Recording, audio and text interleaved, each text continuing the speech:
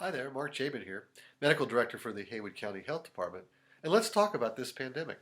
In today's video, all the attention recently has shifted to getting people vaccinated, but let's not forget the goal, which is to be able to safely gather together, and this means getting rid of the virus or at least get out from under its shadow.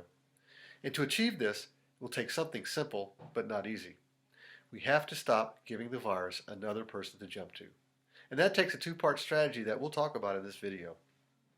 The two-part strategy is this. Number one, avoid getting infected. And number two, if infected, avoid giving it to someone else. Now we've talked about the Swiss cheese model, the package of actions you can line up one next to the other that each of us can use that work together to protect yourself and those around you. So let's see how vaccination fits into that. Part one.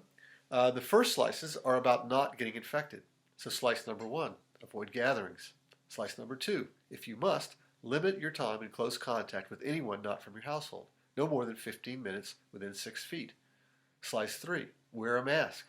And if you go into a gathering, make sure you're wearing a mask. Slice number four, wash your hands. Slice number five, here's where vaccines come in. Now the two vaccines that we have, Pfizer and Moderna, and today, by the way, there was an announcement that we will probably be getting emergency use authorization for the Johnson & Johnson, the third vaccine. But for these first two vaccines, 2 weeks after your second dose, the vaccine will have given you 95% protection, meaning that if infected, your chance of getting sick is way reduced compared to someone not vaccinated, especially so for the risk of serious illness.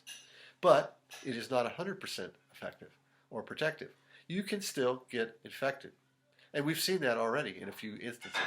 However, in those instances, the infections have been very mild. And if you still get infected, you can still give it to someone else, even if you have no symptoms and don't know you're infected. But if vaccinated, the chance is way reduced compared to someone not vaccinated. Now, when enough people have good immunity, the virus will have trouble finding the next person to jump to. And even without people to replicate in, less virus is produced. And, importantly, less chance for the virus to mutate into variants that enable the virus to infect others more easily or develop the ability to evade the vaccine. Here's part two of our two-part strategy. If you get infected, don't give it to someone else. And here are the next slices. Slice 7. If you get suggestive symptoms, even if vaccinated, isolate away from everyone, especially family, and get tested. Notify those who may be close contacts going back 48 hours before you got sick. This way, the chance of giving the virus to another person to jump to is way reduced. Slice 8. If you find out you're a close contact, quarantine for 14 days, away from everyone, especially family, and get tested on day 5 or 6, because if you're positive, you may have close contacts you want to notify. But here's another benefit of getting vaccinated.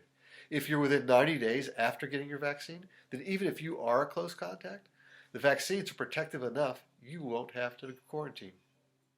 So don't get me wrong, the vaccines are super important, but it will take more than just the vaccine alone to truly get rid of the virus. To stop giving the virus someone else to jump to, it will take those of us infected to isolate and those of us with a close contact exposure to quarantine. The more of us who do this, the sooner we can get past this virus. So there you have it.